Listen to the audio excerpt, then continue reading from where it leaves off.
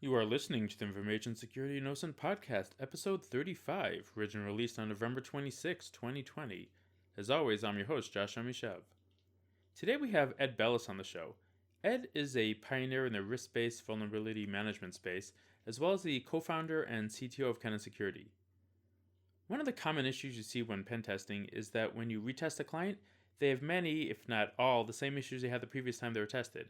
Many years ago, after my experience developing Nessus plugins, I thought of creating a new vuln scanner feed to help companies gain visibility into vulnerabilities that the other scanners weren't testing for. But after a bit of market research, it became very clear that companies don't want to know about more issues. They're already drowning with the vulnerabilities they know about. What they need is a way to prioritize the vulnerabilities and tackle the most pressing issues.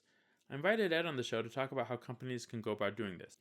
My three main takeaways from our conversation were: one, which factors you should take into consideration when prioritizing vulnerability remediation; two, the effects that public exploit code have on remediation efforts; and three, how organizations can improve their threat prioritization by using their own threat intel in their risk assessments.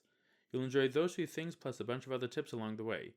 Direct support for this podcast comes from BreachSense. Stolen credentials belonging to employees, users, or partners are often used to hack into company networks due to password reuse.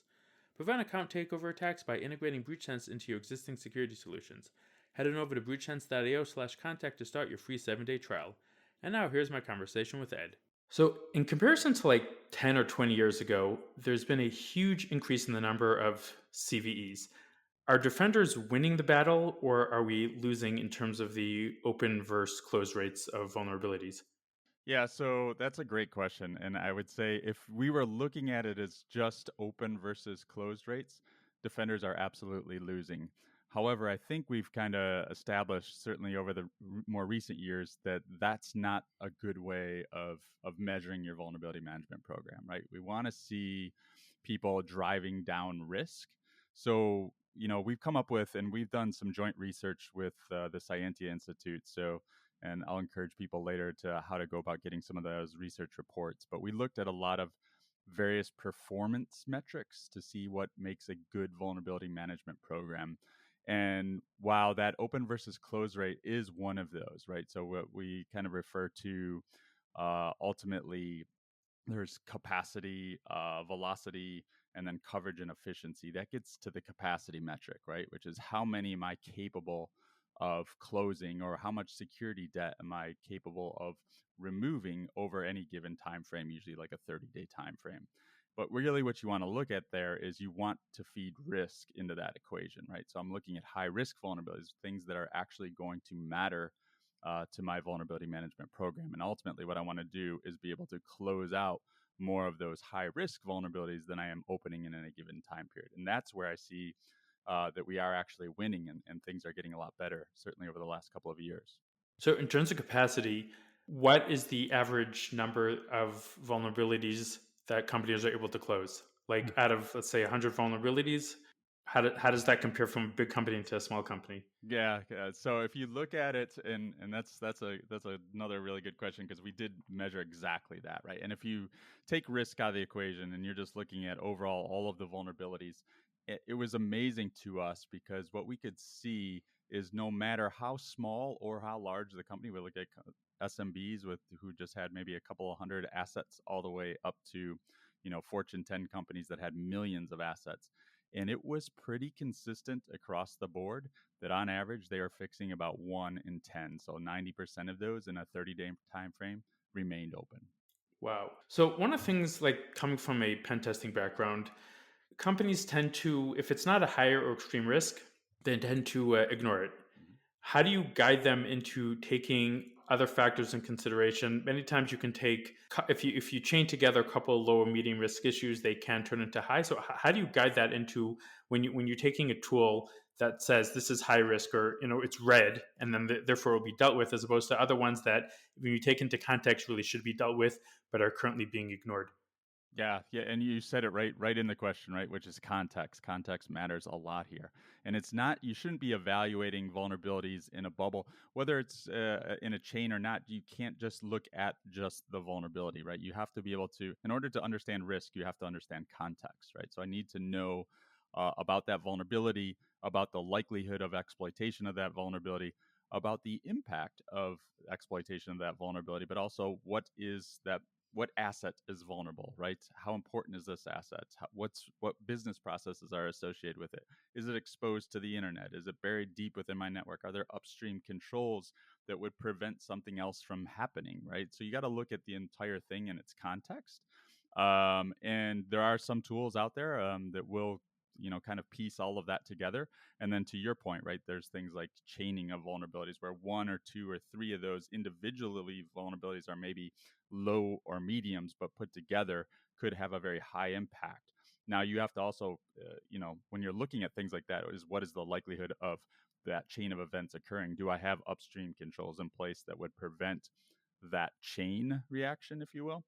But yeah, context is key here. You need to really be able to understand the broader picture, not just any individual vulnerability. Can you automate that, figure out like where the actual risk is, or it seems like to me that would have to be a manual process and perhaps even revisited periodically to figure out if the risk has changed or the potential risk has changed? Yeah, so the answer, of course, is it depends, certainly in terms of automation. And it's absolutely the case that regardless of chaining vulnerabilities or not, revisiting risk is something that should be perpetually looked at, right? So you should always be looking at this. Things will change within your environment. Things will change about that vulnerability. Maybe somebody suddenly, published some very public exploit code about this tomorrow that makes it point, click, and shoot easy to exploit, and that changes everything about that. So being able to continuously reassess that risk and understand where you are today versus yesterday. Have you seen a change in the ability to manage vulnerabilities since everyone's moving from home? Like attack surfaces potentially have gotten significantly larger. How does that affect actual vulnerability management? Yeah, it's sprawl is never ending, right? So, we talked a little bit earlier about the ability for orgs to fix roughly on average 1 in 10. Now imagine that it certainly in my experience has been is almost nothing ever goes away. You only get it's only additive, right? So I can collectively continue to add more assets, and I might move to the cloud. I'm not moving. Typically, what we don't see is organizations move to the cloud. They prop up more stuff in the cloud, right? The old stuff is not going away. So obviously, as your footprint expands, as your attack surface expands, your risk goes up, or at least the likelihood of something happening goes up. Okay, so from a defensive standpoint, what kind of tactical steps could DevOps teams implement to better prioritize the risk? Yeah, so I mean, the good news is we are definitely seeing some improvements here, right? And I mentioned a little bit about capacity. We've been measuring that every year now for the last couple, 3 years, and we've seen that continuously get better, especially when you feed risk into that equation, right? So whereas we saw only, I think it was just over 2 years ago when we measured that, we saw organizations on average about a third were getting ahead of the situation. Now we're seeing about 2/3 of those organizations that are actually getting ahead or reducing security debt as opposed to increasing the debt.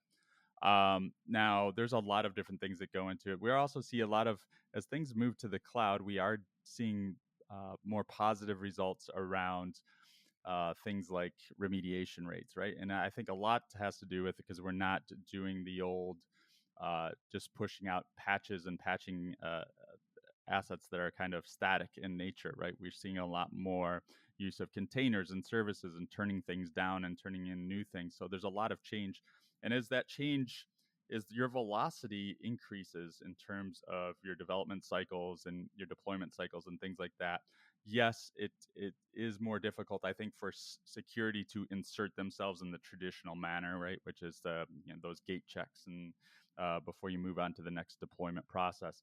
But the good news there is that we're seeing a lot more velocity in terms of remediation because not only can they identify a bug faster, but they can definitely fix a bug faster than they used to. So we are seeing increases in remediation velocity as well. So as if you take a broad look at things overall, it's getting better and it's getting harder for the attackers. It's just not hard enough yet. There's still a lot of attack surface out there. So, how does the release, let's say, of exploit code influence the speed that a vulnerability is going to be patched? That's amazing question. So we just released volume 6 of our prioritization to prediction report, and that's one of the things that we looked exactly at, right? Which is, does releasing exploit code publicly help or hurt defenders, right? And does that mean that the patches come out quicker? Does it mean that the defenders are able to jump on things faster and push that through the process? And the answer was no. Actually, releasing exploit code publicly gave the attackers a roughly about a 47-day head start or advantage on it. So we started to measure not only the velocity, but kind of whose velocity was greater at any given time between attacker and defender.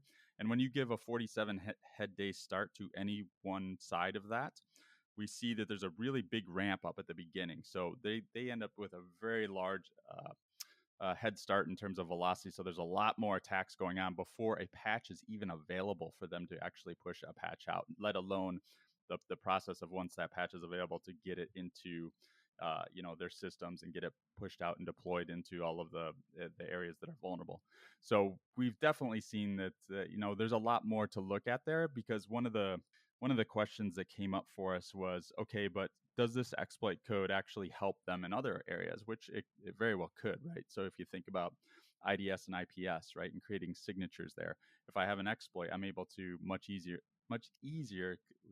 create, a signature for my IDS or IPS. The same could be said for maybe even vulnerability scanners, but we didn't see a lot of that, right? So, and there's no evidence either for or against that maybe these folks were getting attacked prior to the exploit code. They just didn't have a signature to detect it at the time, right? So there's a lot more that we want to dig into and figure out what the answers are. But in general, the evidence that we did see was, now vulnerability disclosure is very different than exploit disclosure. But for disclosing exploits publicly, especially prior to a patch being available, that definitely hurt the defenders. Interesting. You think with the ability to create at least a signature and put it in a scanner to be able to detect if you're vulnerable, that would be something that would be easy to do, perhaps even in open source IDS systems. You'd be able to create, the community would be able to create something like that, and you wouldn't have that month and a half lag till it gets created. Yeah, so keep in mind couple caveats here, right? So is even if I have a signature in my vulnerability scanner, all that tells me is I know that I have the vulnerability, which is great, but then I have to do something about it, and I don't have a patch yet to do something about it with. So I have to create some sort of upstream or mitigating control that might be in the form of an IPS signature or something else, or there might be it's not possible. We just don't know. It depends on what the vulnerability is, but in general, they don't have the ability to patch or ultimately fix that vulnerability for most of those in those types of situations. So, of the CVEs that have public exploit code, what percentage of those do you see actually being exploited in the wild? Yeah. So when you look at it, so what we did for this particular research was we looked at every vulnerability that was, I want to say published in 2019, but it's actually technically it was anything that was CVE 2019 star, right? So we looked at all of those vulnerabilities and we said, okay, of these, how many are we seeing through all the various sources that we've gathered? And there was a bunch that was gathered by Kenna Security, but also we brought in some data from Fortinet as well across all of their sensor networks.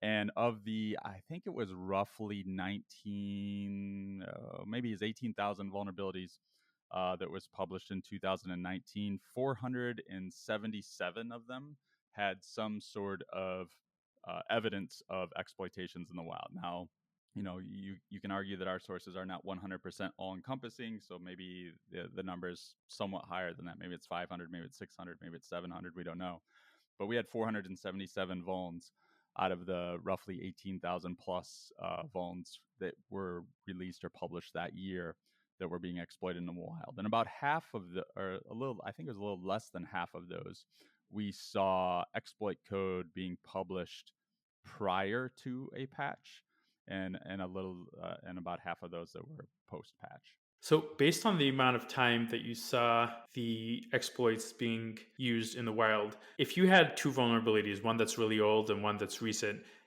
based on your data, which one should you be patching first? So my argument is never take time into the equation, right? Risk, as we talked about earlier, you should be continuously measuring risk, and every day you're looking at risk, and things are changing about that.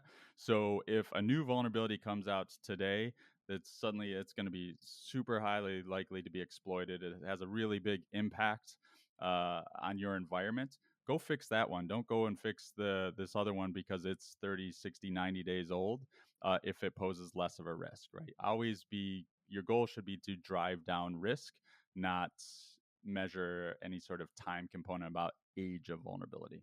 Okay, in your study, though, I mean, I might have misread it. I thought that there was a component of when a new vulnerability, when exploit code is published, it is being exploited for a window of, I think it was, I don't know, it was a month, 2 months, and then there was a steady decline. How often you saw it in the wild? No, so let me clarify that a little bit. So what we looked at is all right. So given the time frame that we looked at, which was for 2019 vulnerabilities, we took a 15-month window for exploitation, right? Because that's we had to draw a line in the sand that said, okay, we're pulling the data now, so everything from here on out. So of that 15-month window of exploitation events, right, we measured the velocity of 0% to 100%, where 100% is of, let's say we saw 10,000 exploits for this particular vulnerability. When we got to 10,000, that was 100% of those exploitation events, and all of them were different, right? So you could have had some that were a million events, some that were only 5 events. It didn't matter, and there was very few actually that we saw that were kind of that spray and pray, just hitting across the internet. There was quite a bit that were in the smaller category of number of events. That You see said, those as more targeted? the smaller events you would think are definitely more targeted, right? They're not going across the internet. Now, the big caveat here is it's a 15-month window. If we expanded that out and we do that in the kind of data set we're looking at that all the time, we still see vulnerabilities that are being attacked in the wild, of vulnerabilities that are 10 plus years old, right? And a lot of those tend to be the spray and pray things, but there's others as well. So it's not like the attack stream ever dies, but it kind of, to take some of the terms that everybody's been using around measuring COVID, the curve tends to flatten, right? You see a lot of velocity early out of the gates, especially once exploit code has become available to somebody. And you'll see that ramp up, so that line will start to be pretty steep. But over time, it flattens out, but it's never really goes away. The same can be said actually for remediation of those vulnerabilities, right? You almost never see these organizations getting to 100%. They've fixed this CVE across their entire environment, right? They come out of the gate strong.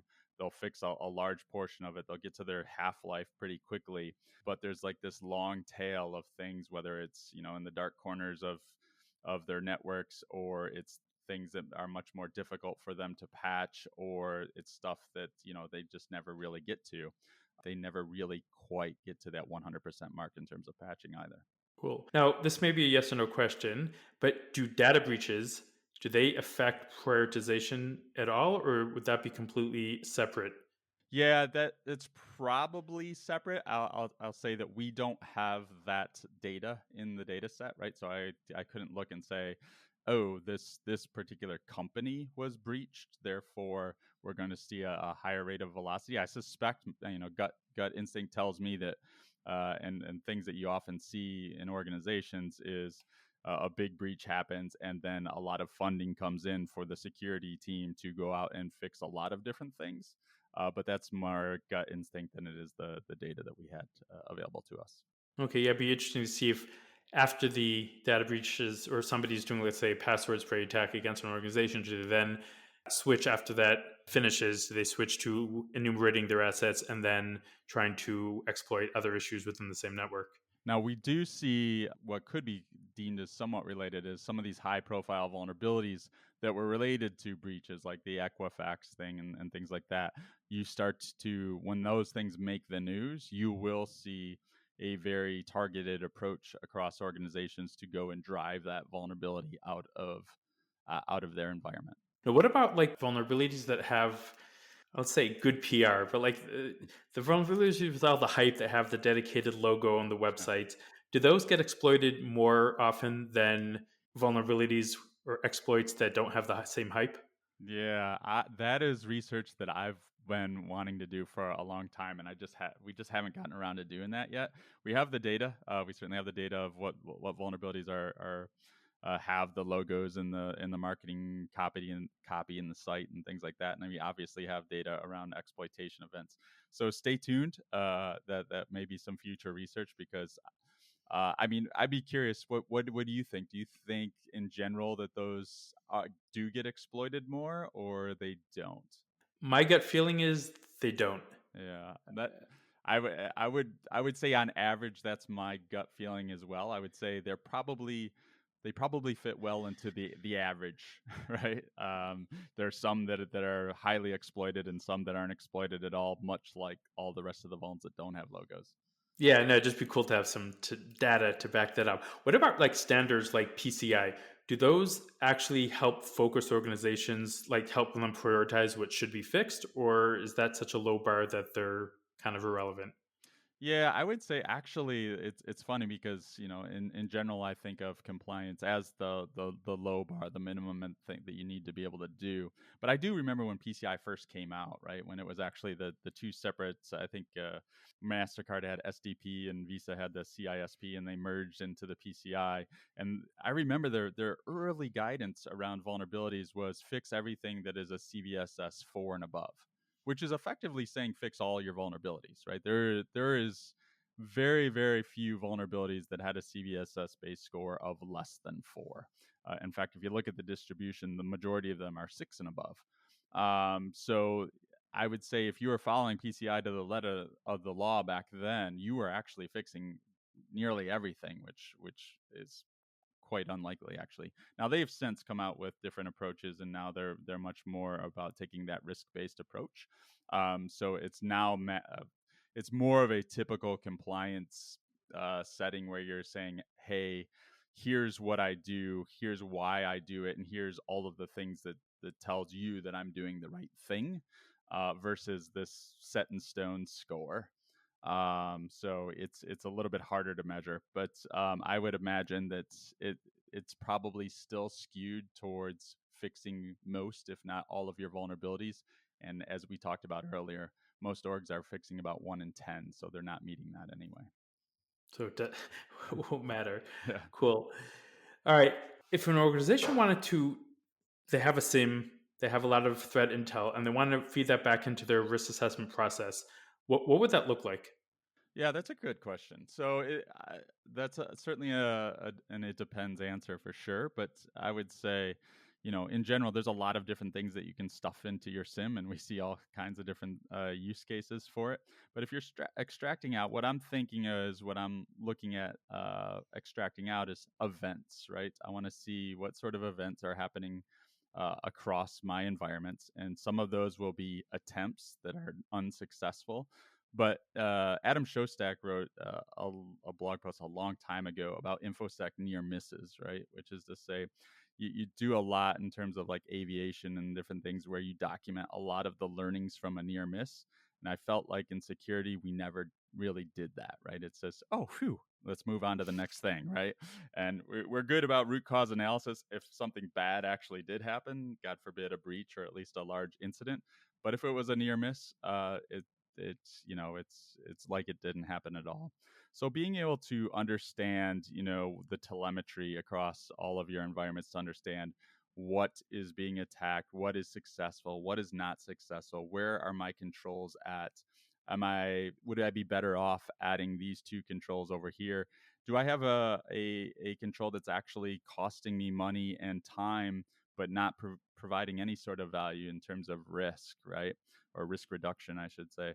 All of these things needs to be taken into account, but ultimately, it depends on the data that's in there because you're going to want to feed that back into some sort of thought or decision process around, okay, we're seeing there's probably a highly likelihood that something bad here is going to happen based on the telemetry that's coming in for this network, this application, this database, whatever it is. And being able to understand that and then kind of circle back and say, okay, so what are the controls that we could put in place that would reduce the likelihood or reduce the impact if something bad did happen. So I hate to say that that's not a terribly specific answer, but it all depends on the data and what comes out of that. Yeah, I'm interested what that actually would mean. Like you're seeing a lot of attacks on your web server, and then the only data that you can possibly take from that is, for example, take geo. I mean, you can put a geo fence around certain countries, perhaps, to lock them out if you can identify attack coming from a certain area. Mm-hmm. But beyond that, it'd be kind of guesswork. Yeah, there's certainly geo can come into play with that.